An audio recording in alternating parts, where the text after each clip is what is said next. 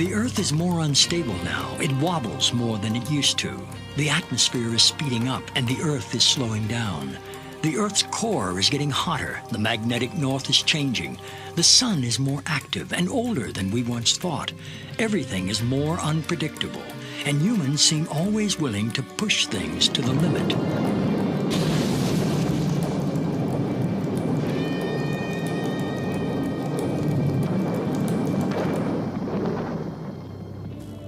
The late Carl Sagan said, "We've arranged a global civilization in which most crucial elements profoundly depend on science and technology. We've also arranged things so that almost no one understands science or technology. We might get away with it for a while, but sooner or later, this combustible mixture of ignorance and power is going to blow up in our faces." Imagine the Earth's atmosphere, also known as the ionosphere, as a thick soap bubble. It is a membrane, a natural electrically charged shield around the Earth, protecting all life from deadly solar radiation. We have to have the atmosphere for survival. I don't think we should do anything to damage it. Without the ionosphere, I'd be fried, you'd be fried, all life on Earth would be fried. In 1912, Nikola Tesla, a visionary genius, saw ways to tame the sky, to make the atmosphere glow. He developed alternating current, high-frequency radio technology, and free energy. He experimented with both high and low frequencies and electromagnetic waves. He envisioned altering the weather and creating shields around the Earth to protect us from missiles, and he claimed he knew how to split the Earth in two. In 1985, Bernard Eastlund applied for patents that could make some of these ideas real. Many claim that these patents have become the blueprint for HAARP, High-Frequency Active Auroral Research Program. ARCO originally approached me in 1984 to find a use for the natural gas on the north slope of Alaska, which they could not sell. To give you a feel for how much gas they asked me to find an application for, it was enough gas to produce all the electricity in the United States for a full year. I originated some ideas for military applications and beneficial civilian applications in which that gas would be converted into electricity and then used to power some gigantic antennas. What does HAARP do? HAARP is a large antenna where we beam radio frequency energy up into the upper atmosphere, and we create on a small scale what the sun normally does. And the reason we're trying to do this is because when you have disturbances in the ionosphere, we can't communicate with our satellites. HAARP began with a congressional insertion in the appropriations bill of fiscal year 1990. In essence, Congress directed the Defense Department to explore the potential for using the auroral regions for improving communications and navigation and surveillance. From there, the assignment came that the Navy and the Air Force were to manage the program. It is people from those two organizations that have worked together for the past 7 years. Applications discussed in the patents included destroying missiles. Communications control and disruption were included. There were some other ideas both to possibly modify weather and finally to lift a portion of the upper atmosphere further out into space where hopefully it would be able to deflect missile trajectories.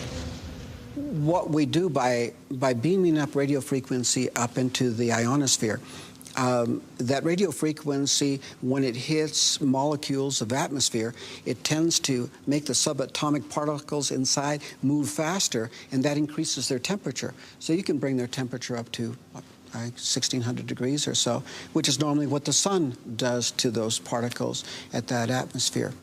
The ionosphere of the Earth has got enormous amount of energy. There are 8,000 thunderstorms going on all over the Earth at any given moment.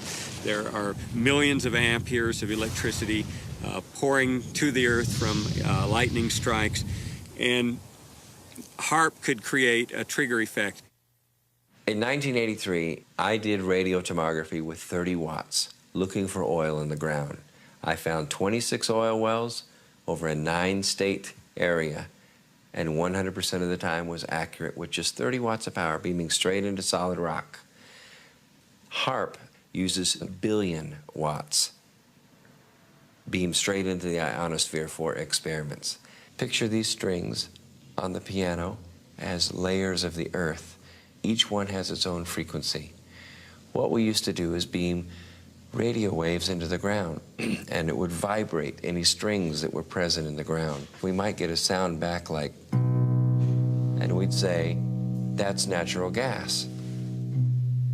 We might get a sound back like, and we'd say that's crude oil. We were able to identify each frequency. We accomplished this with just 30 watts of radio power. If you do this with 2 billion watts, the vibrations are so violent that the entire piano would shake. In fact, the whole house would shake. In fact, the vibrations could be so severe underground that could even cause an earthquake. While we feel that HAARP is a unique facility, it's not the only one like it in the world. HAARP has some capabilities that we feel are better than some of the others. You can change the frequencies. You can shift the beam so that you can move it from one part of the ionosphere to another, and it has quite a bit more power than some of the other facilities throughout the world that are doing the same kinds of research. I chose what's called a phased array antenna for the patents because it can be aimed. Picture holding your microwave oven in your hands with the door open. Then you can move it around and send those microwaves different directions. And for these applications where I wanted precise control of where the power was, I felt that was the best type of antenna to use. And that is the kind that HAARP has built. What we can do with an antenna is change the portion of the sky into which we insert the energy. HAARP can create some of the effects that the sun creates that are similar to the aurora borealis. HAARP can paint designs in the sky, if you will. You know, it can take the beam and move it in any pattern that the scientist who's doing an experiment might want to do. What I'm holding in my hands is an electrodeless lamp. In it, I have a low atmosphere gas, somewhat similar to the atmosphere above the Earth. I'm now going to put this in the microwave oven, which will irradiate it with about 1 watt per square centimeter. You know, you put 1 watt out and you've got the fields necessary to break down the air, or whatever happens. And you see all of the motion of the plasma. That's typical of what will happen at high altitude, where the ionosphere gets irradiated with these big beams. That was 1 watt per centimeter. HAARP focuses 3.6 million watts and squeezes it into a billion-watt or gigawatt beam. We're squeezing the megawatts into a narrow beam. Then in a very tiny area, you can create what's it called, an effective gigawatt. Is HAARP safe? Yes, HAARP is safe. The Earth is a web of interconnections. How do we know what we're doing when we blast the upper atmosphere with a huge amount of energy? It takes a tiny, tiny amount of energy to release a huge amount of energy. It's the same as a bullet, for example. If you have the primer on the back of a bullet, and that primer releases a tiny amount of energy, but it triggers the larger power in the bullet itself. And HAARP is playing with the energy system of the Earth. In the HAARP program, we have, I believe right now, 18 different colleges and universities that are working the program with us. University scientists are interested because they're studying science, and this is a major effect on the Earth, and so they want to know more about what it is and what it does. HAARP has no effect on the Earth. HAARP began in the 1980s, and we were just beginning to learn about chaos theory, how a tiny stimulus can change the dynamics of a living system like the human body or the whole living Earth. I don't think the people who developed HAARP were even aware of that science or its impact in the life sciences. Today, our knowledge is much bigger about how tiny effects can drastically shift the health or well-being of a living thing. it is possible with a big beam to take a part of that upper atmosphere and push it out further. What they're not paying any attention to is what's happening to the ionosphere while it's being held 80 miles out into space by this high energy beam. It's heating up. And all of the molecules in that ionosphere region are absorbing energy out of that radio beam. And if they pick the right frequency to push that plume out into space, that energy may discharge back out of the ionosphere, back down the radio beam, and strike the Earth. And it would be about 100 times the energy released out of a thunderbolt. And that's how much energy would be released. In certain applications, the military acknowledges that it can literally lift the ionosphere. And what they say is, it's not a problem, it's a short period of time. Yet, when you lift the ionosphere up, the lower atmosphere rushes in and fills that void, which changes localized weather patterns. HAARP papers say that they intend to lift up a part of the ionosphere, which creates a hole, and they say that it heals over quickly. But what happens if you create enough holes that it just can't quite take care of it fast enough? As far as creating a hole, to me, it's the analogy of you put your hand in water, and yeah, you're taking up space, but when you pull it out, it goes back together again. Same way the ionosphere would work. If the hole means that the neutral density has been somewhat modified, then if you want to call that a hole, maybe that's fine. The hole would be at least 30 miles long, half a mile deep, 50 to 60 miles above the Earth. I imagine there are hundreds of satellites that have interactions with the ionosphere. They're all doing their own local modification of the ionosphere. They're all creating their own holes. Satellites, rockets, space shuttle flights, not just HAARP, but many technologies out there in space are creating holes in heaven. As to this question of injecting more high-energy particles into the Earth's electrical system, the ionosphere is a dynamic system, ever moving, ever changing. I don't think anyone on this planet really knows the point where enough is enough. This was the planning document that really brought HAARP into being, and the absolute requirements ran from 1 gigawatt, which is 1 billion watts, all the way up to 10 billion watts of effective radiated power with a desired level of 100 billion watts. At its biggest size suggested, if you beamed it for an hour and a half, that would equal the energy in a hydrogen bomb. It's just a person's concept of what might possibly be done. Doesn't necessarily mean the government endorsed it or not. What's the power when it pulses? And I can't find that in any of the documents that I've looked at. If you have a very small battery, you can put it in a small pen light and turn it on and have for some time a little bit of light. You can take the exactly same battery and put it in your camera, and when you flash that camera, the light will blind you. The nature of radar and these electromagnetic supplies is they can usually be pulsed.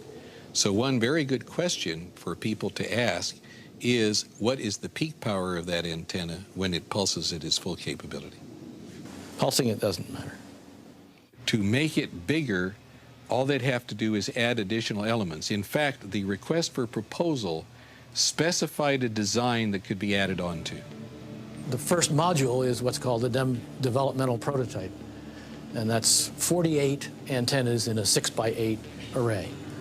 What you're looking at is the HAARP site in Alaska, or at least about 1/5 of the HAARP site. When this is completed, you'll see about 180 of these poles. Together, those 180 poles make up one single antenna, designed along with these cross members and a wire mesh here to send all the information, all the radio frequency energy that is generated by these trailers up into the ionosphere. As they acknowledge in their papers when they say, we don't know what'll happen when we push it to the next level of effects. The military record explains it as phase 1 of a multi-phase project. It's going to get bigger, it's going to continue, and that's again why we're concerned. There's always a limit to everything. although we don't know exactly where that limit is. We are surrounded and bombarded by millions of megawatts of natural energy because the sun blows a solar wind which crashes towards the Earth. Since the Earth is a giant magnet, the magnetic field called the magnetosphere protects us.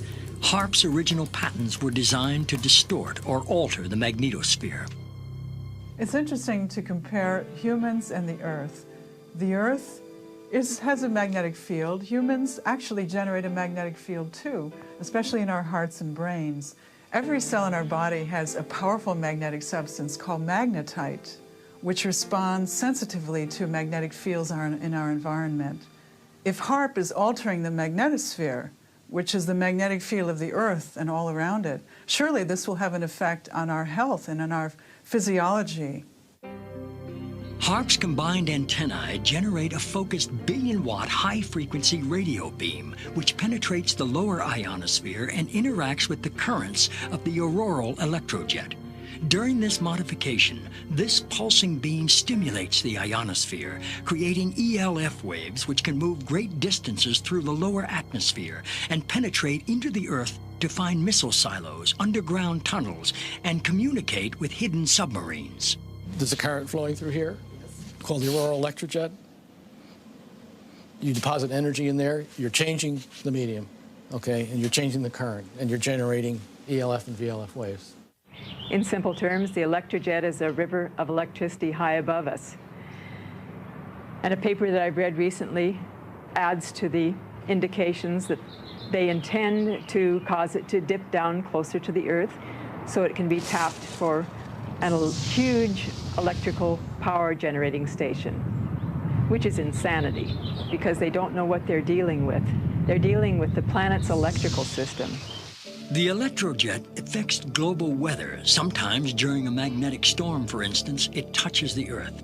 It can knock out telephone cables and power grids. What HAARP is capable of doing is to modify the electrojet. By modifying the electrojet, that current in the ionosphere, it has a capability of generating low-frequency waves. What essentially the system does, it's different, is instead of the radio frequency energy dissipating as it goes up from the antenna array, it's actually focused. And the larger the antenna array, the higher they can focus the energy. And once they get the energy up into the ionosphere, depending on what they want to do, they can create a secondary frequency causing the ionosphere to vibrate, sending that signal back down to the Earth. And what that essentially does is allow them the ability to communicate at very high data rates with submarines, also allows for the possibility of Earth penetrating tomography, or in the vernacular would be like X-raying the Earth or looking into the Earth several kilometers deep. I heard one of the scientists point out they can make these ELF waves penetrate the Earth and get an image when that comes back. When I did this in '85, that kind of capability did not exist. We, in fact, are doing experiments, or plan to do experiments, to see if we can detect tunnels underground. There is a way of being able to use this type of technology to be able to look for minerals that can be just below the surface of the Earth. Oil, gas, different types of ore. HAARP can be used to explore oils or gold mine and the like. Basically because the signal, low-frequency signal, can penetrate deeper into the Earth or the water or the ocean than the high-frequency signal. But this same kind of signals in the same frequency range, can affect human mood. The human brain operates on very low frequencies. For example, when we're thinking, actively, we're generating about 13, 14 cycles per second. When we're meditating, we're generating 8 cycles per second. And when we're asleep, the brain waves are running at about 4 cycles per second. And HAARP is capable of generating all of these frequencies. These kinds of signals can control the human brain. And if you can control these frequencies and multiples of these frequencies and various combinations, you can control all kinds of emotions. You can generate happiness, you could generate sadness, you can generate any mood you want. We are immersed in ELF waves. And those, as far as I know, maybe they are affecting us, but But these waves are minuscule compared to those. You know, the issue of ELF, extremely low frequencies affecting mental states of individuals, is not new. It goes back to Yale University and the work of Jose Delgado, which is well recognized in the literature. He started first using implants in the brain. He then used radio frequency with implants, and eventually he found that energy at 1/50th of what the Earth naturally produces could, in fact, in certain frequency ranges, trigger huge mood swings. I know the physical effect, but not the biological effect. It's a different area. I was considered a child prodigy in electronics. My entire life has been devoted to the study of the effects of electromagnetic energies on the human mind. When I was 13 years old, I invented a device that transmits sound to the human brain using electromagnetic waves. So this is my field. I've been studying this field for over 40 years. And HAARP scares me because I know what it can do. I know that HAARP can be used to control the human mind. I'm not sure that the people involved with HAARP are aware that humans are made up of energy, that the energy fields of Earth and humans are closely aligned. I don't even understand what you mean by energy. Humans are made up of energy. What does that mean? Humans are like balls of energy. We're made up of electricity and magnetic energy, just like the Earth. Are humans made up of energy? Well, what do they say? We're 90% water, but the rest of it is an electrochemical, and that's a form of energy, yes. All living things are exquisitely sensitive to some of the lowest levels of energy. We just couldn't imagine this. And it's been the subject of hot debate. How can life be so sensitive to the tiniest amounts of energy? But because this is how we are bioregulated, by virtue of tiny energy transactions within our body and also coming from the Earth, this is indeed the case. There are many different electromagnetic projects and technologies out there that are affecting our health today. This document from Maxwell Air Force Base lays out the use of electromagnetic weapons technologies for debilitating human beings. Using electromagnetic warfare against human beings, you can cause disease, you can cause hysteria, or you can cause passivity for population control. Extremely low frequencies affect us because they are the same frequencies that our brains output. And when they're in the environment around us, our brains try to entrain to them. So our brains try to mimic those signals. And if those signals are not good ones for our behavior, then we can fall apart. We can behave differently, we could get sick, we could feel very stressed and not know why. Once in a while when you have a power outage, most people can identify the fact that they have a release of tension. The minute the electricity goes out, they feel an inner relaxation, a tension release, and when the power goes back on, the tension returns. So this is something that most of us can feel. Everyone has a certain sensitivity to electromagnetic waves. It's just that some people are more sensitive than others. The symptoms that I discovered in my research caused by electromagnetic frequencies are anxiety, depression, diarrhea, dizziness, extreme fatigue, headaches, lightheadedness, mood swings, nausea, nighttime increase in urination, pulse rate, a sudden increase, shortness of breath, tingling, prickling feeling of the skin, vertigo, nosebleeds, blood pressure increase, and body tremors. You can also cause cancer. You can disrupt the genetic structure of our cells. You can cause long-term damage in terms of mutagenic damage over generations, or you can cause very short-term damage, and you can actually cause somebody to just have their cells fall apart and hemorrhage to death. I found from people who were writing me and calling me from all over the country that they were suffering from either one or all of these same symptoms, and every single one of them lived close by to a transmitter. You know this from HAARP to GWIN to these towers that are all over the United States now. GWEN stands for Ground Wave Emergency Network. In nuclear attack, the ionosphere would be essentially destroyed by air bursts of nuclear weapons, and there wouldn't be any reflection, and all communication links would go out. Was thought of as an emergency backup communication link in case of nuclear attack. the weapons technologies are changing so dramatically at this particular time. It'd be like equating introduction of gunpowder to the West or the beginning of the atomic age earlier this century. And that's what's happening with electromagnetic weapons technologies today. The Air Force Phillips Laboratory is the Air Force's primary laboratory for doing space research, and that involves things like HAARP, studying the ionosphere.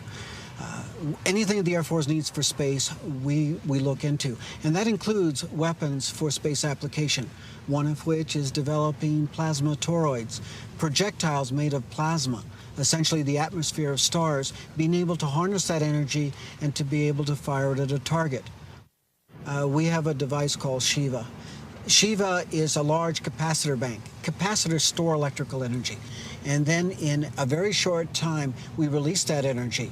In about 100 millionths of a second, we will release the same amount of energy as the entire U.S. electrical production for that same instant in time, where the electrons rip from their orbits and you have a soupy gaseous mixture, thousands of degrees hot. Potentially a very serious weapon. Electromagnetic warfare can also be used in coordination with ionospheric warfare.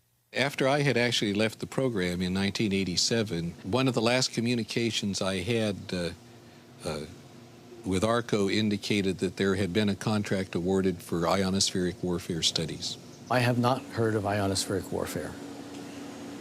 I don't even know what the term means. In other words, using the ionosphere as an amplifier and as a broadcast medium. What we're actually doing with the ionosphere at that point is we're not just reflecting a signal, we are amplifying the signal. We are causing it to become much, much more intense, hundreds of thousands of times more intense than it would have been otherwise. We're broadcasting that signature over a large area of the Earth. HAARP says it's not producing a weapon. HAARP cannot be used as a weapon. Some of our critics have argued that HAARP is only the beginning and could be a major weapons system. That just isn't true. What HAARP is basically a ground-based Star Wars weapon technology. I'm the Attorney General and Environmental Program Manager for the Upper Cook Inlet Environmental Protection Consortium. And we've been working on HAARP for many years. And they've located HAARP at Gakona because of the magnetosphere is closest to the surface of the Earth. And they need that magnetic pole to do their shots into the ionosphere and stratosphere. With HAARP and however long it's been on the drawing board, the people here haven't known about it that long. And it changed from one thing to another. And what a lot of people are not aware of is it's ground-based Star Wars technology. And the United States Congress has said that they quit funding Star Wars. So they call it everything else but Star Wars to get it funded. I just don't know whether it's an outgrowth of Star Wars. The application described in the 1991 patent would be such that if anybody were to fire a missile from any direction, anywhere, to another point on Earth, it would intersect this relativistic layer and be basically exploded. I've never been asked whether this is an outgrowth of Star Wars or not. As a scientist, you do like to be recognized for things you've done. And because I couldn't write to the press, I'm under ARCO confidentiality, I sent a letter to Lord Cook, the chairman of the board of ARCO, and received actually a very nice letter back complimenting me for my contributions and assuring me that they would inform the HAARP people of my contribution. There was never any intention to build anything associated with what Mr. Eastland had proposed in his patent. If you read the patents, I was thinking of ways to use it defensively. One was as an anti-satellite device. You could make these electrons in space and hurt a satellite. That could be used either for offense or defense. We could hurt the enemy's communications while maintaining ours, and I was interested to note that that was one of the things said in the HAARP basic technical document. Star Wars was the state-of-the-art military technology of the 80s, but in the 90s and in the new millennium, it's going to be electromagnetic warfare. What we do know about electromagnetic systems and electromagnetic warfare is becoming even more interesting. As late as April 28, 1997, U.S. Secretary of Defense Cohen announced at University of Georgia that, in fact, geophysical warfare was becoming a more intense problem. In fact, they even speculated that terrorist organizations would have systems that could modify weather, create volcanic eruptions, or even cause earthquakes using electromagnetic waves. You know, earthquakes is another thing. We have had a lot of them, a lot of volcanoes more in the last few years. Whether or not that is just a cycle of happenings, because we've had a history of earthquakes and volcanoes throughout recorded history, but it just seems to me like that it's coming more often, and that there has to be some connection with some of the things that we as humans are doing to our Earth.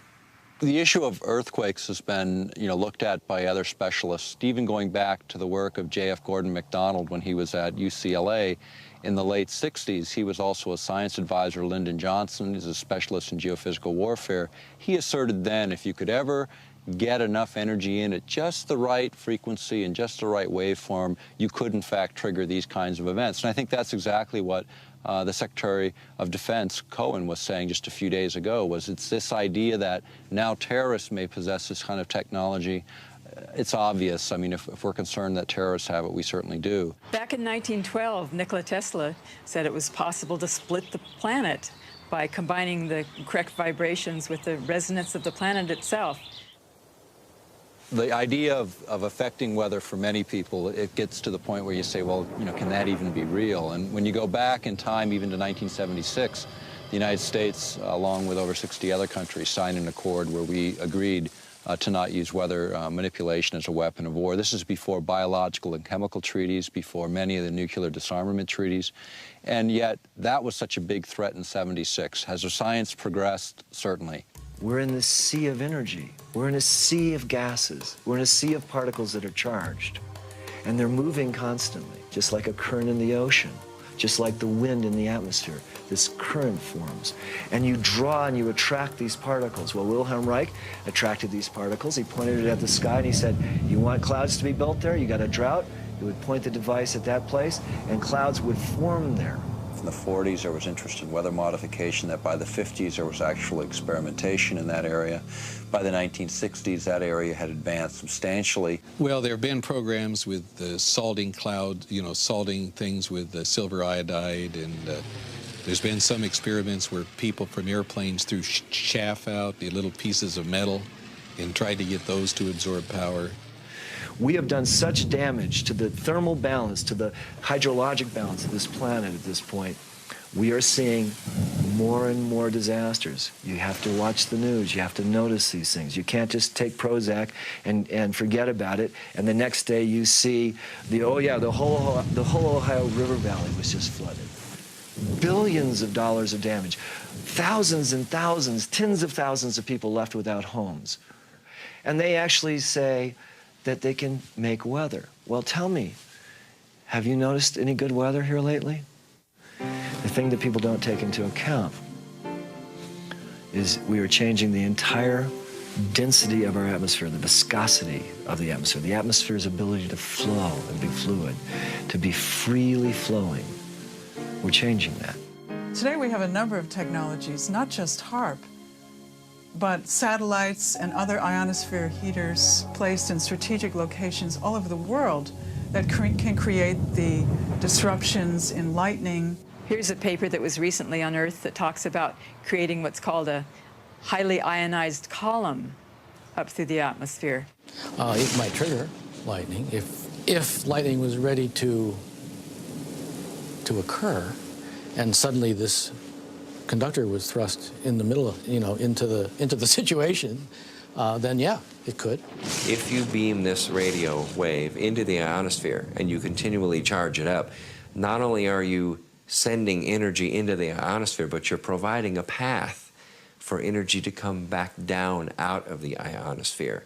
In other words, they can create a massive discharge of lightning, bigger than anything we've ever seen on this planet. And if you aim the beam at the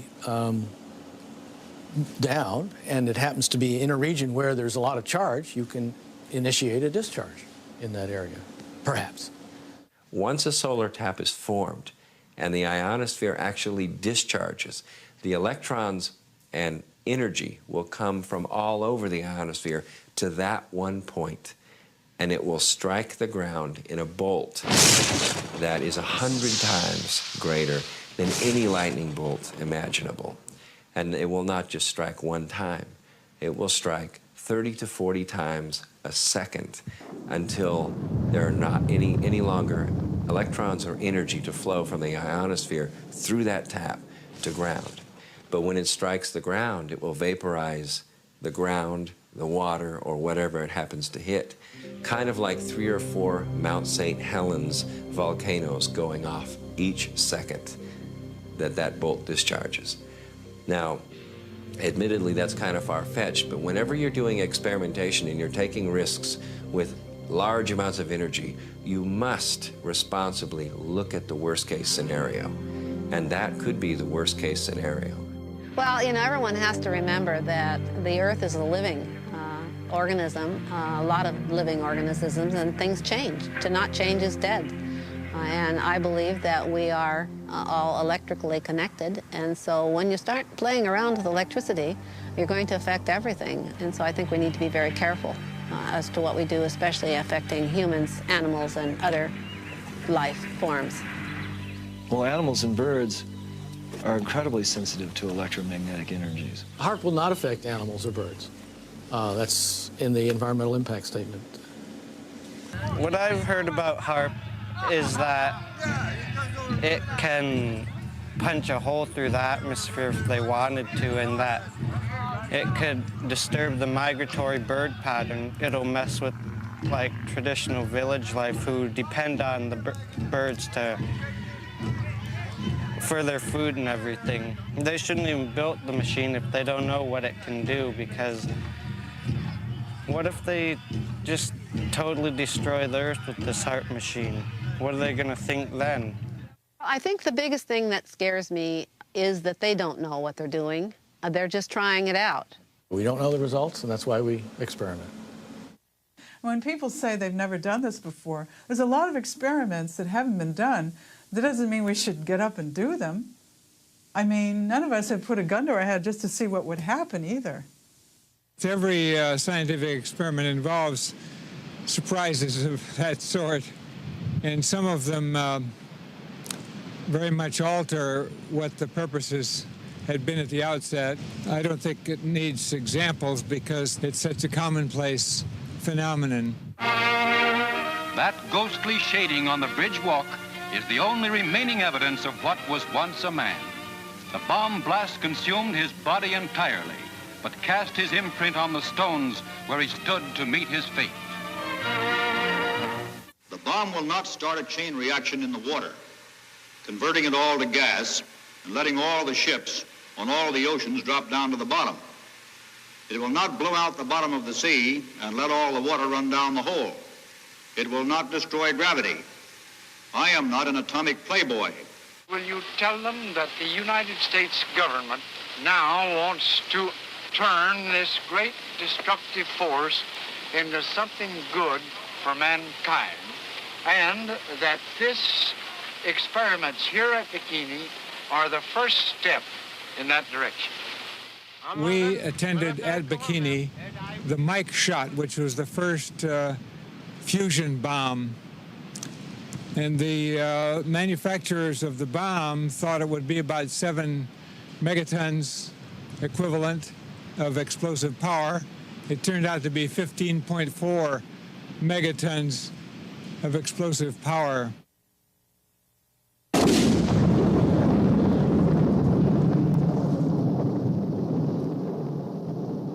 Their island was much more contaminated than had been presumed, and the radiation from that weapon contaminated the ocean. It's just like with DDT, remember?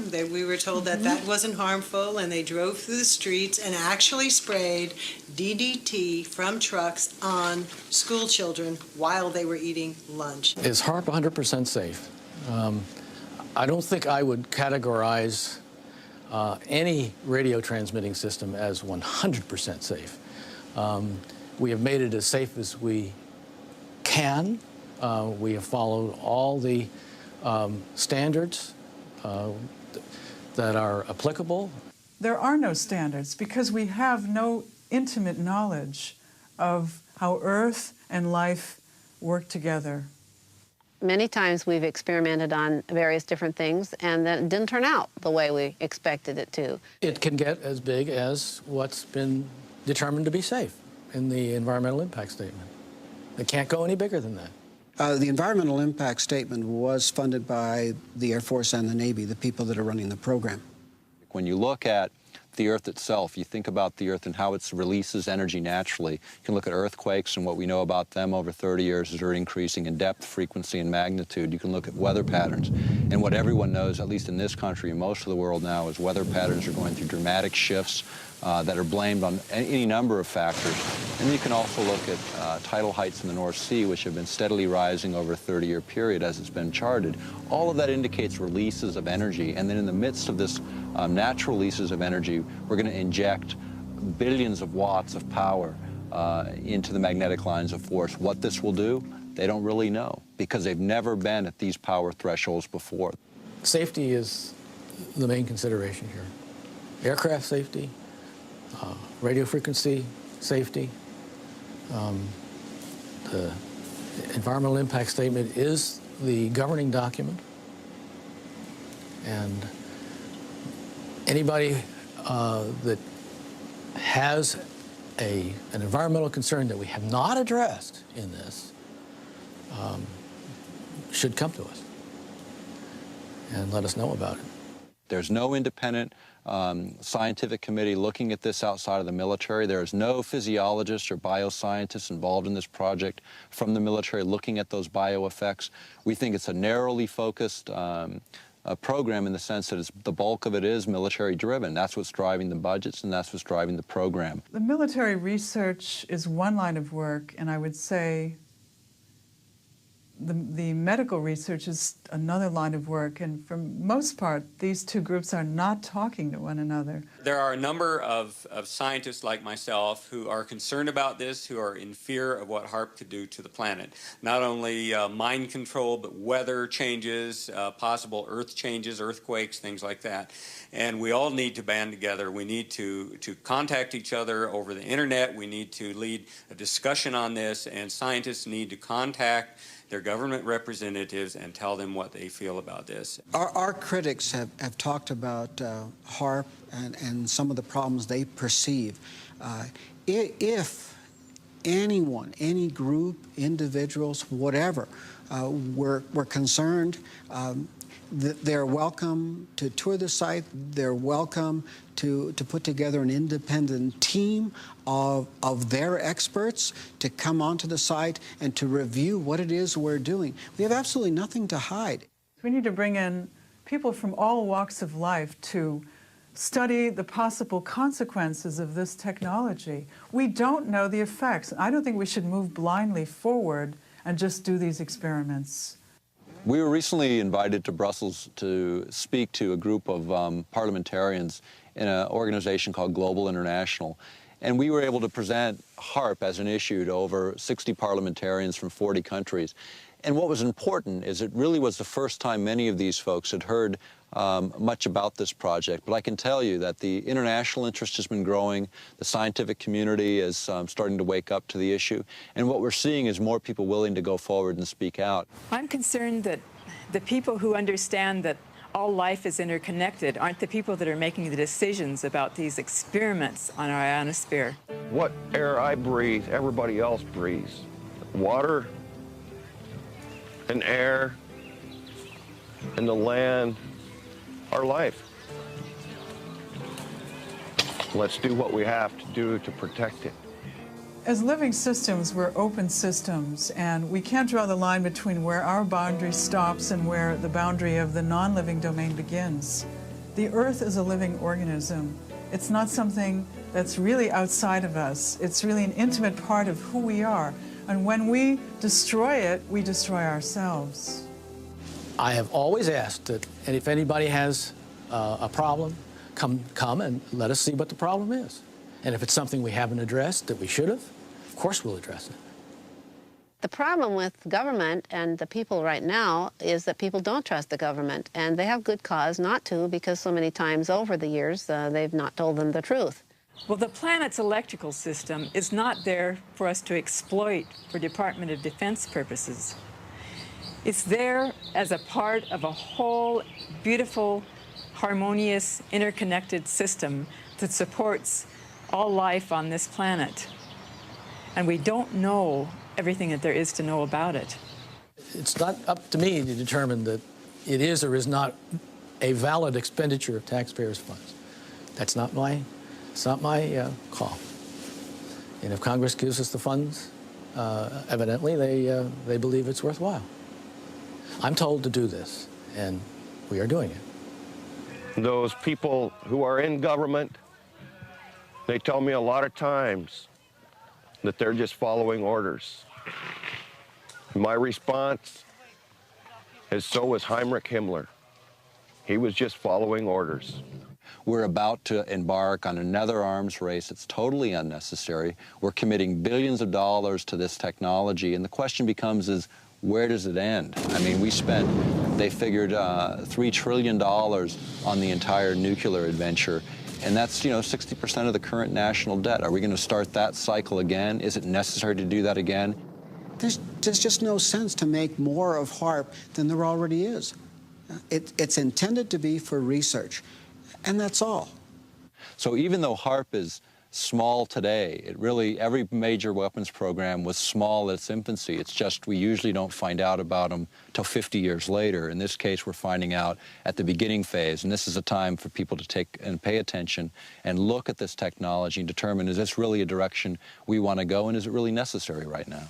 HAARP is not a threat, it's a benefit. We also know that there are other very specific frequencies which are different from the war games frequencies, which can enhance healing, which can accelerate natural healing in our bodies, which can alleviate our mood disorders, which can help us get over depression, anxiety, and sleeplessness. The military has very different plans and asks different questions looking at the same system than the scientist who's interested in medical issues or healing the planet. It may not be that the Earth will die, but we will not be able to sustain human life on this planet if we continue to add one element of destabilizing technology after another. If we do not stand up for what we believe in, for the children, we're not doing our job. Perhaps true wisdom lies in knowing our limitations and that even the laws of nature are uncertain. In view of these technologies, we're left to wonder, do these experiments jeopardize our long-term survival?